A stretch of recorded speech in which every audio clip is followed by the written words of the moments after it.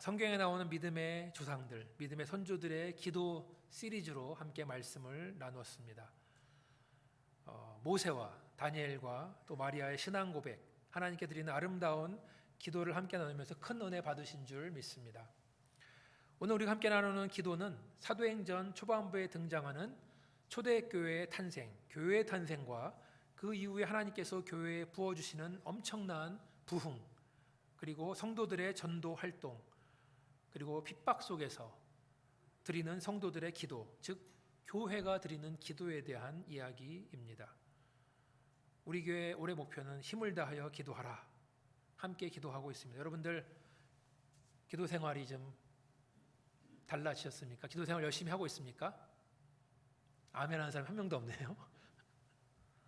기도를 혼자 하는 것도 중요하지만 공동체가 함께 하는 것이 그만큼 중요한 줄 믿습니다.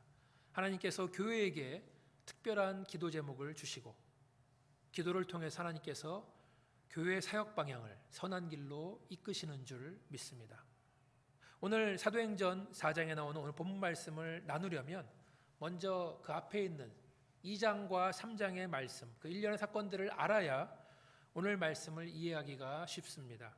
그래서 한번 간략하게 2장부터 한번 설명을 해드리겠습니다. 사도행전 2장을 보면 성령께서, 약속하신 성령께서 기도하는 무리들 가운데 강림을 하시고 교회가 드디어 출발을 하게 됩니다. 제가 사도행전 2장 42절부터 한번 읽어드리면, 그들이 사도의 가르침을 받아 서로 교제하고 떡을 떼며 오로지 기도하기를 힘쓰니라. 사람마다 두려워하는데 사도들로 말미암아 기사와 표적이 많이 나타나니 믿는 사람이 다 함께 있어 모든 물건을 서로 통용하고 또 재산과 소유를 팔아 각 사람의 필요에 따라 나눠주며 날마다 마음을 같이하여 성전에 모이기를 힘쓰고 집에서 떡을 떼며 기쁨과 순전한 마음으로 음식을 먹고 하나님을 찬미하며 또 온 백성에게 칭송을 받으니 주께서 구원받는 사람을 날마다 더하게 하시니라. 이것이 바로 초대교회, 처음 교회의 모습입니다.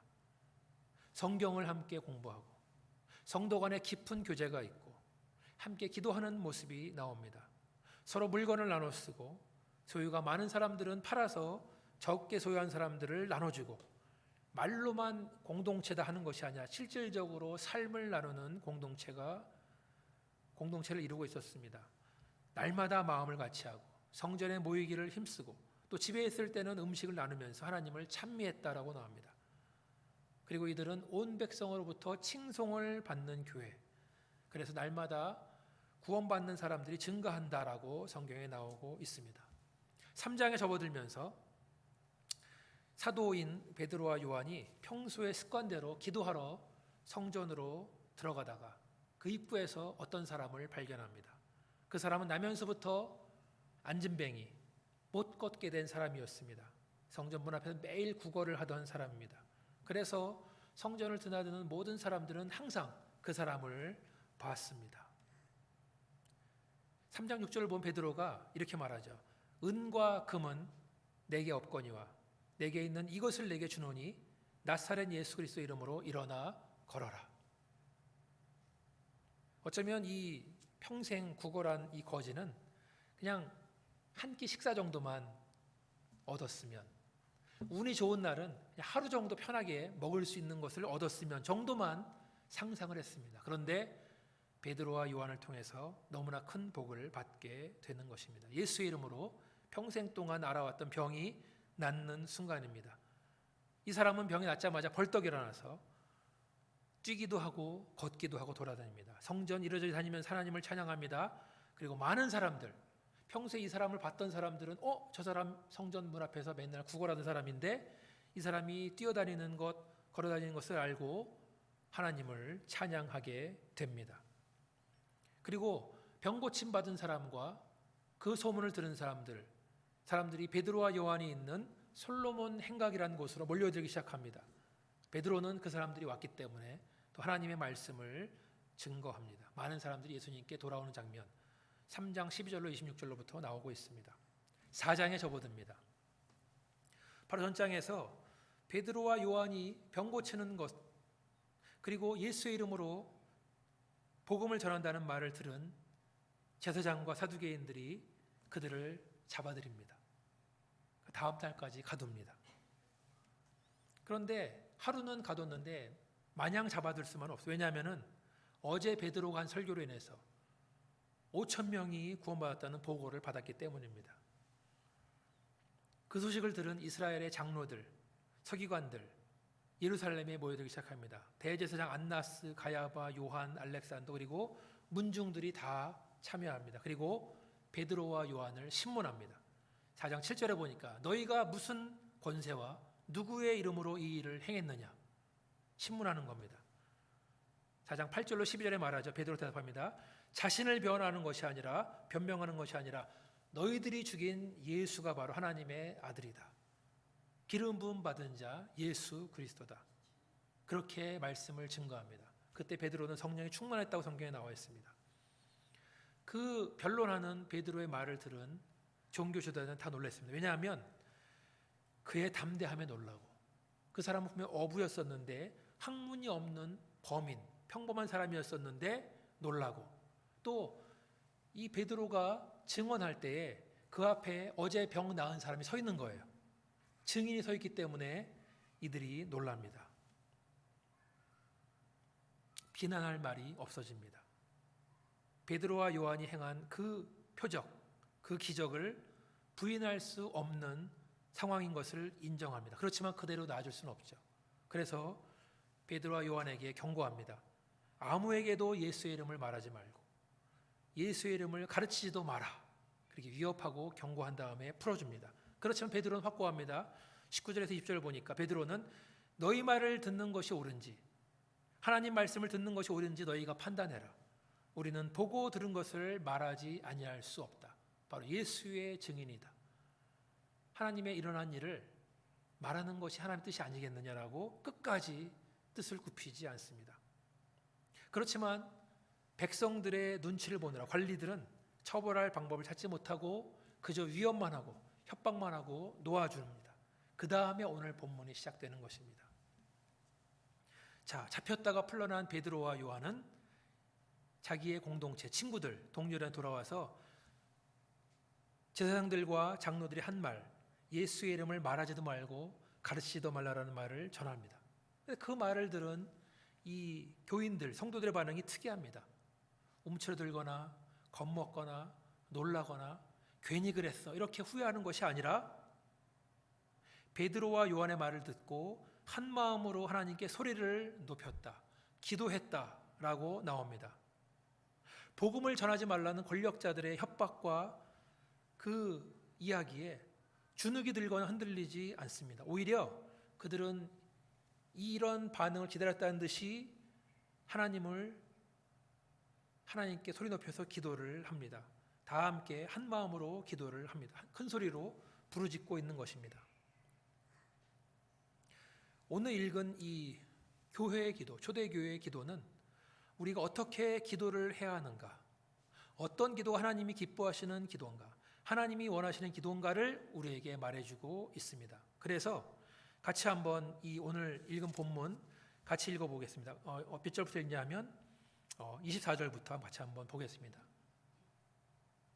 한 목소리로 4장 24절부터 시작. 그들이 듣고 한 마음으로 하나님께 소리를 높여 이르되 대주제여 천지와 바다와 그 가운데 만물을 지으신 이시요 또 주의 종 우리 조상 다윗의 입을 통하여 성령으로 말씀하시기를 어찌하여 열방이 분노하며 족속들이 허사를 경영하는고 세상의 군왕들이 나서며 관리들이 함께 모여 주와 그의 그리스도를 대적하도다 하신 이로소이다. 과연 헤롯과 본디오 빌라도는 이방인과 이스라엘 백성과 합세하여 하나님께서 기름 부으신 거룩한 종 예수를 거슬러 하나님의 권능과 뜻대로 이루려고 예정하신 그것을 행하려고 이 성에 모였나이다. 주여 이제도 그들의 위협함을 굽어보시고 또 종들로 하여금 담대히 하나님 말씀을 전하게 하여 주옵소서. 손을 내밀어 병을 낫게 하시옵고 표적과 기사가 거룩한 종 예수의 이름으로 이루어지게 하옵소서 하더라. 아멘. 이들이 기도한 기도의 내용을 살펴보면 그 구조가 이렇습니다. 전반부에는 지금 그들이 처한 상황에 대해서 그들이 왜 이랬을까? 왜 이들은 박해할까를 이해하고 있는 겁니다. 그런데 자기들 마음대로 해석하는 것이나 성경 말씀의 근거로 시편 다윗이 고백했던 시편 2편 1절과 2절의 말씀을 인용해서 이 말씀이 지금 적용되는 말씀이구나 라고 성경을 해석하고 있는 겁니다. 그 다음에 후반부에 보면은 이제 하나님께 본격적으로 기도하는 겁니다. 간구하는 내용이 나오는 겁니다. 이렇게 한번 생각하면서 오늘 말씀을 나눠보겠습니다. 한번 화면에는요 성경 말씀을 띄워주면서 같이 한번 보겠습니다. 24절을 띄워주십시오. 4장 24절을 띄우면서 말씀을 띄운 상태로 말씀을 나누겠습니다. 24절. 자 보면은 먼저 그들이 듣고 한 마음으로, 그렇죠? 한 마음으로 기도했다고 합니다. 한 하나님께 한 마음으로 기도했다. 지금 여러분 초대교회는 베드로가 설교만 한 번 하면 수천 명이 구원받는 그런 큰 교회입니다. 수많은 사람들, 어제도 이 지금 솔로몬의 행각에서 설교 한 번 했는데 5천 명이 구원받았어요. 남자만. 그러니까 지금 이 초대교회는 지금 수천 명의 성도가 있는 건데 그들이 한 마음으로 기도했다라는 겁니다. 어떻게 그 수많은 사람들이 한 마음, 동일한 마음으로 기도했는가? 과연 그 기도는 무엇을 위한 기도였는가? 궁금하지 않을 수가 없어요. 조그만 교회도 기도 한번 하자 그러면 여러 가지, 교회에서 뭐 좀 하자 그러면 여러 가지 의견들이 많은데 그 큰 교회가 어떻게 한 마음으로 하나가 될 수 있었는가 같이 한번 보겠습니다. 자, 24절에 보니까 어떻게 기도합니까? 맨 먼저 하는 말이 하나님을 향해서 대주제여. 하나님한테 대주제여라고 말하고 있습니다. 하나님인데 영어 성경에 보니까 sovereign God, sovereign. 이게 무슨 뜻이냐 하면 하나님은 가장 높고 가장 위대하신 분이십니다. 하나님은 이 모든 사항을 다 계획하시고 다 통치하시는 분이신 줄 믿습니다.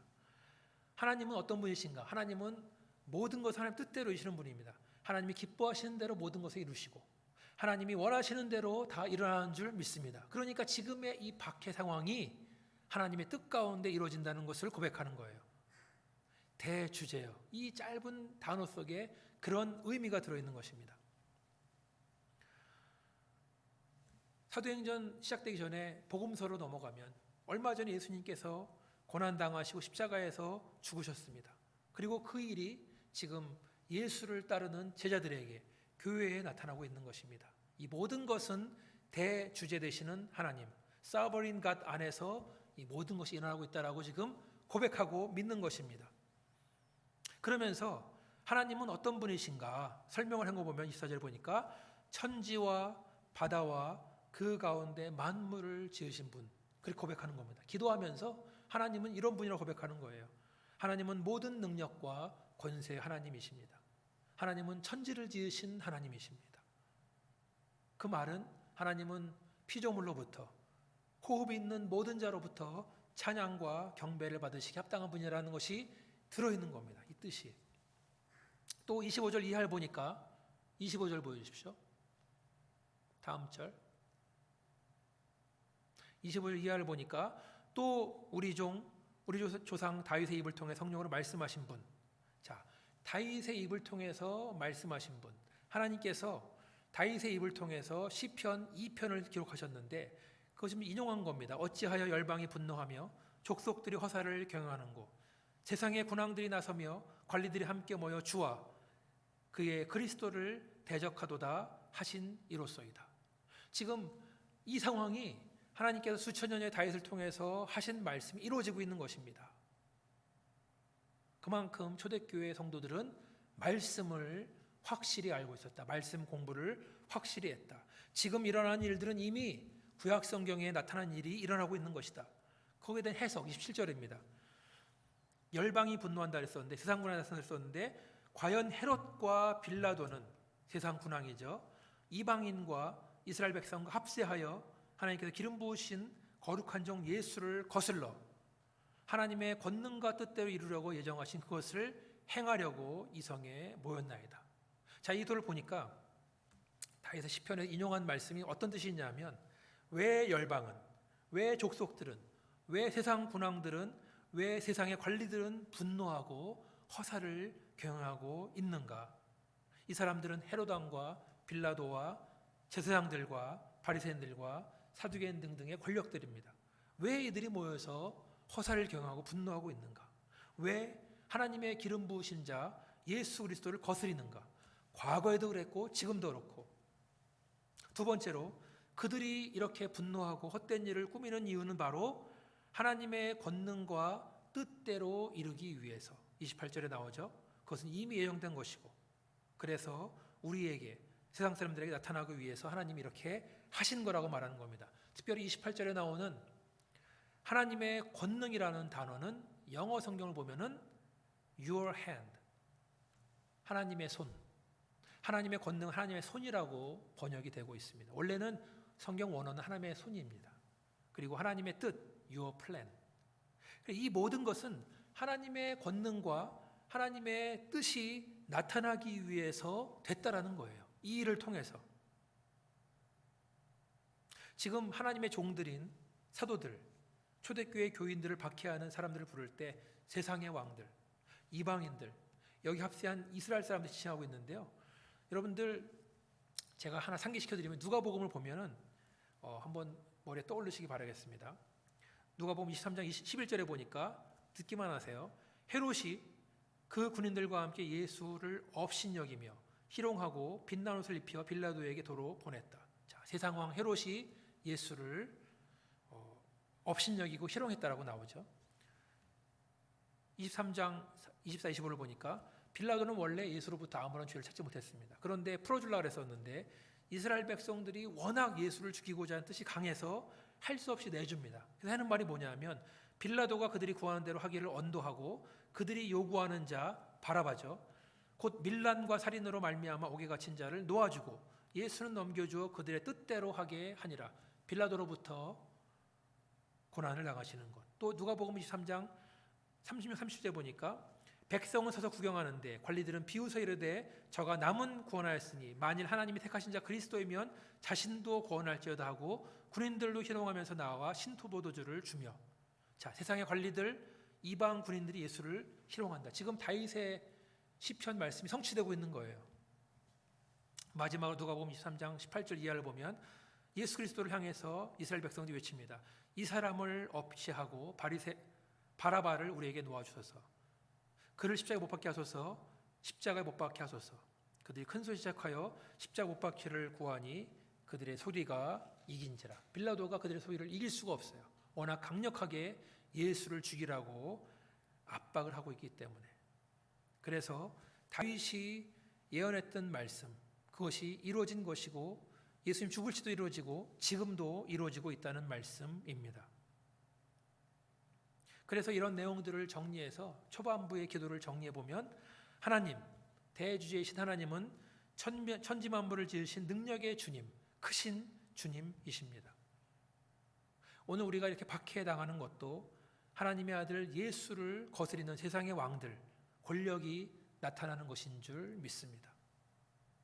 그리고 오늘 우리가 이렇게 박해당하는 것을 통해서 하나님의 권능, 하나님의 손길, 하나님의 뜻, 목적이 나타나는 줄 믿습니다. 이것이 전반부 내용입니다. 이제 후반부로 넘어갑니다. 후반부는 그들의 간청, 그들의 간구가 들어있습니다. 29절 한번 성경 말씀 보시고요. 주여 이제도 지금 이 순간에도 도발하는 그들의 위협함을 굽어 보시옵소서. 지금 주님, 우리는 지금 세상의 군왕들, 관리들, 왕들, 이방인들, 이스라엘 백성들이 합세해서 우리를 위협하고 있는 가운데 있습니다. 그들이 예수 그리스도의 이름을 말하지도 말고 전하지도 말고 가르치지 말라고 우리를 위협하고 있습니다. 지금 이들이 기도를 통해서 이들이 처한 상황을 하나님께 알려주고 있는 겁니다. 보고하고 있는 겁니다. 지금 어려움에 처한 우리의 상황들을 굽어 살펴주시오라고 지금 기도하고 있는 겁니다. 다음 기도 어떻게 연결됩니까? 혹시 이들의 기도가 이렇습니까? 혹시 이들이 하나님 우리를 보호해 주세요, 이렇게 기도했습니까? 우리를 대적하는 권세들을 물리쳐 주시고 우리를 보호해 주시오라고 기도했습니까? 아니면 연약한 여인들이나 아이들은 보호해 주시고 지켜주십시오라고 기도했습니까? 아니죠. 29절의 후반절입니다. 또 종들로 하여금 담대히 하나님 말씀을 전하게 하여 주시옵소서. 이들의 기도에 주목해 보시기 바라겠습니다. 이들은 그들의 안전, 목숨, 보호를 구하지 않았습니다. 오히려 하나님의 종들인 우리들이 담대하게 하나님 말씀을 전하게 해달라고 기도하고 있는 겁니다. 한글 성경에 빠져 있는데 영어 성경에 보면은 하나 들어가 있는데요. Continue to speak. 계속해서 멈추지 않고 복음을 전하게 해 주십시오. 베드로가 하룻밤 동안 투옥됐다가 나왔지만 복음 전하는 것을 멈추지 않고 계속해서 복음을 전했듯이 우리도 하나님 말씀을 계속해서 담대하게 전하게 하여 주시옵소서. 이것이 바로 교회가 해야 되는 기도입니다. 사랑하는 여러분, 우리는 지금 하나님을 대적하는 세상, 예수를 거스리는 세상에서 살고 있습니다. 세상의 권력들, 세력들, 종교들, 백성들 모두 하나님을 거절하고 대적하고 있습니다. 성도가 세상에 제대로 신앙생활하면 불이익을 받는 세상에서 우리는 살고 있는 것입니다. 멀리 있는 얘기가 아닙니다. 우리 애들 다니는 공립학교만 가보시기 바랍니다. 공립학교에서 하나님, 예수님, 크리스마스, 부활절을 다 빼버렸습니다. 그러니까 그 빈자리를 인본주의, 인간중심주의라는 더럽고 추잡한 모습으로 아이들 속으로 들어와 버렸습니다. 그래서 학교에서 아이들은 이렇게 배워요. 사람은 남자, 여자, 그리고 제3의 성이 있다라고 은연중에 가르치고 있는 겁니다. 화장실도 3개입니다. 남자, 여자, 제3의 성별을 가진 사람을 위한 것. 타겟도 얼마 전부터 아이들을 위한 장난감을 남녀 구분하지 않고 팔고 있어요. 사람들은 모두 자유를 다 누릴 수 있다. 너희들 하고 싶은 대로 해도 된다. 너희들이 누리는 자유를 억압하는 것은 아무것도 없다라고 가르치고 있습니다. 성경은 절대적인 진리, 타협할 수 없는 진리인데 세상에서는 절대적인 진리는 없다라고 말하고 있습니다. 모든 것이 상대적이고 모든 것이 타협할 수 있는 거라고 가르치고 있습니다. 그래서 우리 어린 자녀들은 정말로 그런 줄 알고 자라고 있는 거예요. 세상을 봐도 그렇습니다. 한 가지 예로 동성애에 대한 입장도 그렇습니다. 물론 예수님은 저와 여러분을 포함한 모든 죄인을 위해서 죽으셨습니다. 그리고 우리를 구원하셔서 하나님의 자녀로 삼아 주셨습니다. 여기에는 세상의 모든 죄인들, 동성애자도 포함됩니다. 그들도 예수 믿고 구원받아야 될 존재입니다. 여기에는 타협의 여지가 아무것도 없습니다. 그러나 그들이 죄 가운데 행하는 행위를 받아들일 수는 없는 것입니다. 세상이 마약류를 합법화했다고 해서 우리가 입을 댈 수 있는 것은 아닙니다. 세상이 동성애 결혼을 인정한다고 해서 우리가 하나님의 뜻에 거스리는 동성애 결혼을 실행하거나 축복할 수는 없는 것입니다. 교회사를 볼 때, 세상 역사를 볼 때 교회는 전통적으로 세상에서 박해를 받아왔습니다. 세상은 성경대로 가르치고 있지 않습니다. 세상은 성경과는 정반대로 살고 있는 것입니다. 그래서 성도들은 역사적으로 세상으로부터 핍박을, 박해를 받아왔습니다. 초대교회 교인들은 이러한 세상을 바꿔달라고 기도하지 않았습니다. 그저 우리들이 계속해서 담대하게 복음을 전하게 해달라고 기도했습니다. 세상이 우리를 박해하는 것은 당연한 것이다. 예수님도 그래서 돌아가신 것이다. 그래서 우리는 그저 우리가 할 일, 우리의 사명, 하나님의 복음을 담대히 전해야 되는 것이다. 멈추지 않고 쉬지 않고 계속해서 복음을 전해야 하는 것이다. 이것이 우리의 교회 기도가 되기를 주님의 이름으로 축원합니다. 세 번째 내용 뭡니까? 기도 내용 30절에 보니까 손을 내밀어 병을 낫게 하옵시고 표적과 기사가 거룩한 종 예수의 이름으로 이루어지게 하옵소서. 여기 손을 내민다 했었는데 누구의 손일까요?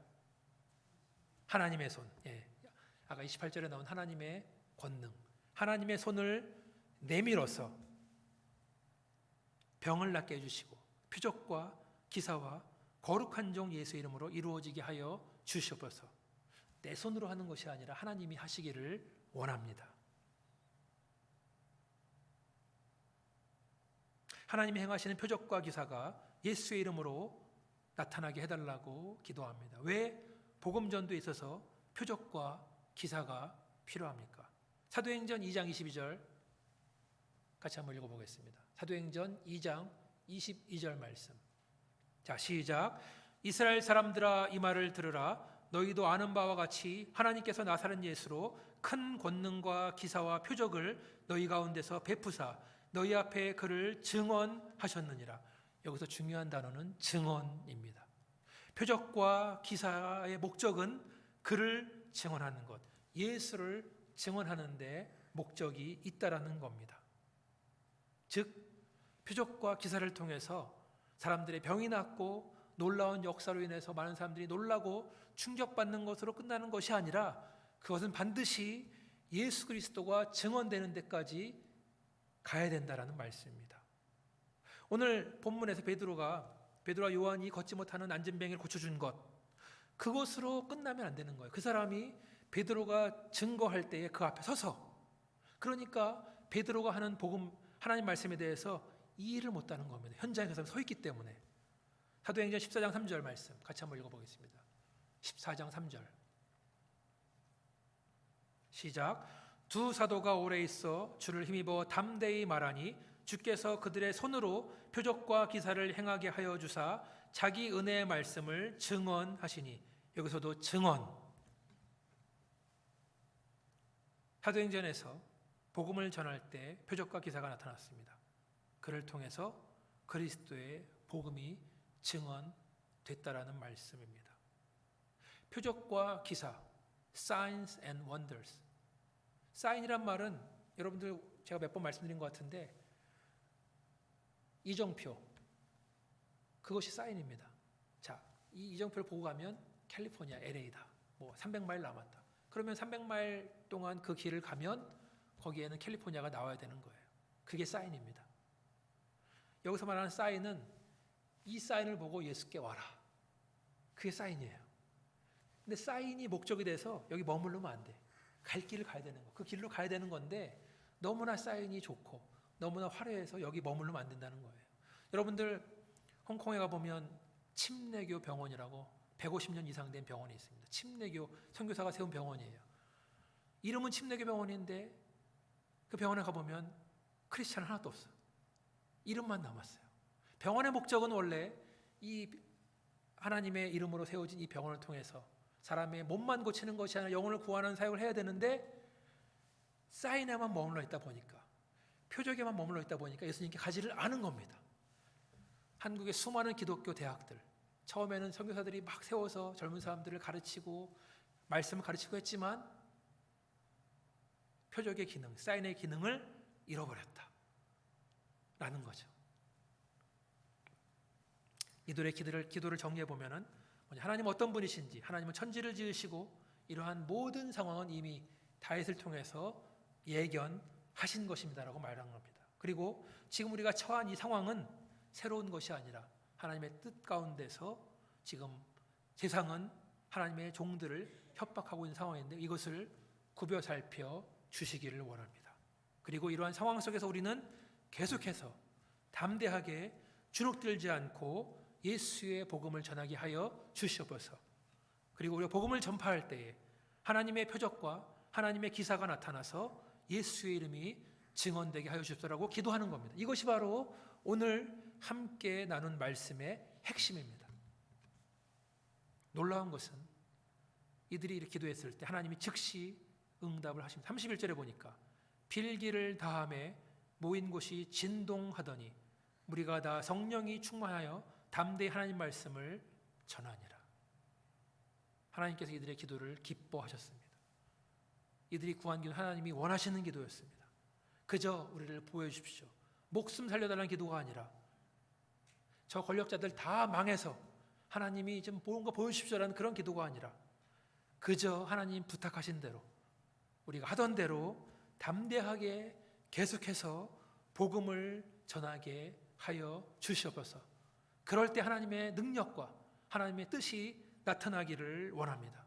하나님의 도우시는 손길이 나타나고 하나님의 의가 이곳에 드러나서 예수의 이름이 증언되기 원한다는 기도를 하는 것입니다.